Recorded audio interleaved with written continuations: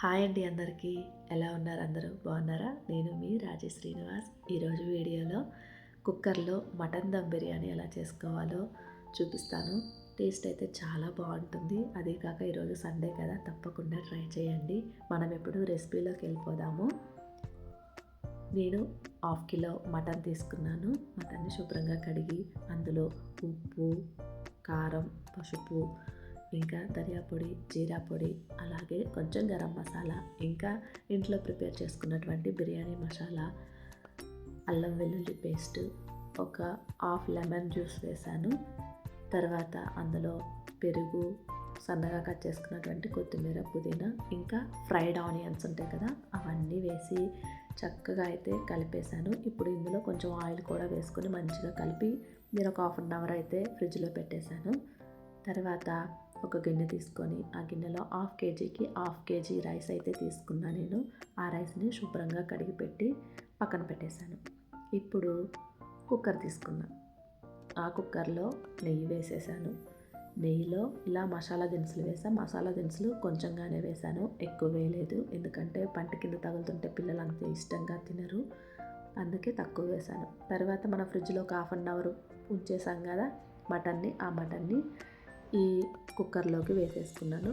తర్వాత అందులో కొన్ని వాటర్ తీసుకున్నాను, ఎక్కువ తీసుకోలేదు, కొన్ని తీసుకున్నాను. చక్కగా కలిపేసుకొని మూత అయితే పెట్టేశాను, అంటే ప్రెషర్ పెట్టేశాను. ఇప్పుడు మనం రైస్ బాయిల్ చేసుకోవాలి కదా, దానికి సరిపడా అన్నీ ఏవి ఉంటే అవి మసాలా దినుసులు అన్నీ తీసుకున్నాను. తర్వాత ఒక గిన్నెలో ఎక్కువ వాటర్ తీసేసుకొని ఆ వాటర్లో నెయ్యి వేశాను, ఇంకా మసాలా దినుసులు అన్నీ కూడా వేసాను. కొంచెం ఎక్కువ క్వాంటిటీలో తీసుకున్న, రైస్కి ఆ ఫ్లేవర్ పడితే బాగుంటుందని.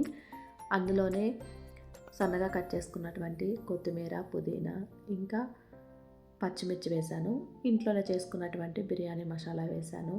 అల్లం వెల్లుల్లి పేస్ట్ వేసాను, కానీ అది మిస్ అయిపోయింది ఆ క్లిప్పు. తర్వాత ఉప్పు వేసా. ఉప్పు అనేది మీరు టేస్ట్ చూసుకొని వేసుకోండి, ఎందుకంటే ఉప్పు సరిపోలేదనుకోండి రైస్ సప్పగా ఉంటుంది. అలా అని ఎక్కువైందనుకోండి మనం తినలేము, బాగా సాల్టీగా అయిపోతుంది. సో దాన్ని బట్టి చెక్ చేసుకొని సాల్ట్ వేసుకోండి. మూత పెట్టేసి వాటర్ని బాయిల్ అవ్వనిద్దాము.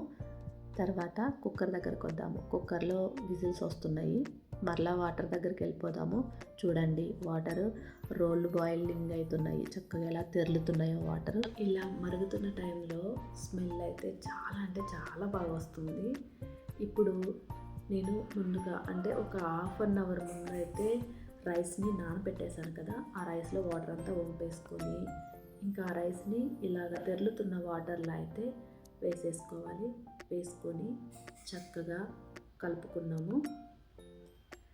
ఇలా కలుపుకున్న తర్వాత మూత పెట్టేసి ఉడకనిద్దాము. ఇప్పుడు మనం కుక్కర్ దగ్గరికి వచ్చేద్దాము. కుక్కర్ అయితే అయిపోయింది, విజిల్స్ వచ్చేసాయి.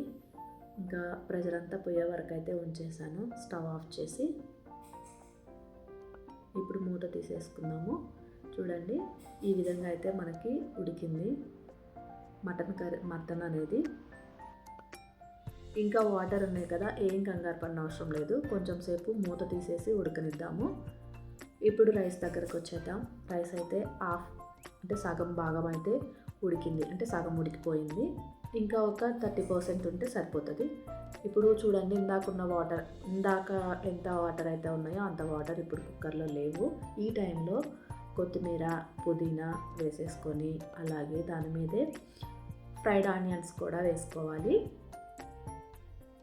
ఇలా వేసుకున్న తర్వాత రైస్ మనకి 80% అయితే కుక్ అయిపోయింది. అలా 80% కుక్ అయిపోయిన రైస్ని ఇలాగా మటన్ కర్రీ మీద అయితే వేసేసుకోవాలి. నేను ఈ మటన్ కర్రీలో ఆనియన్స్, టమాటా ఏమి యూజ్ చేయలేదండి, ఎందుకంటే అది కర్రీ లాగా అయిపోతుంది అని చెప్పేసి, మళ్ళీ కర్రీ టేస్ట్ వస్తుంది, అందుకని చెప్పి నేను వాటిని ఏమి యూజ్ చేయలేదు. ఈ విధంగా రైస్ అంతా మనము కుక్కర్లోకి వేసేసుకొని దాని మీద నేను ఇంట్లోనే ప్రిపేర్ చేసుకున్నటువంటి బిర్యానీ మసాలా పౌడర్ని కొంచెం వేసేసాను, అలాగే నెయ్యి వేసాను. నాకు ఆర్టిఫిషియల్ కలర్స్ యూజ్ చేయడం ఇష్టం ఉండదండి, మీకు ఇష్టం ఉంటే మీరు వేసేసుకోండి. కలర్ఫుల్గా కనిపిస్తుంది అంతే, హెల్త్కి అదేమీ మంచిది కాదు.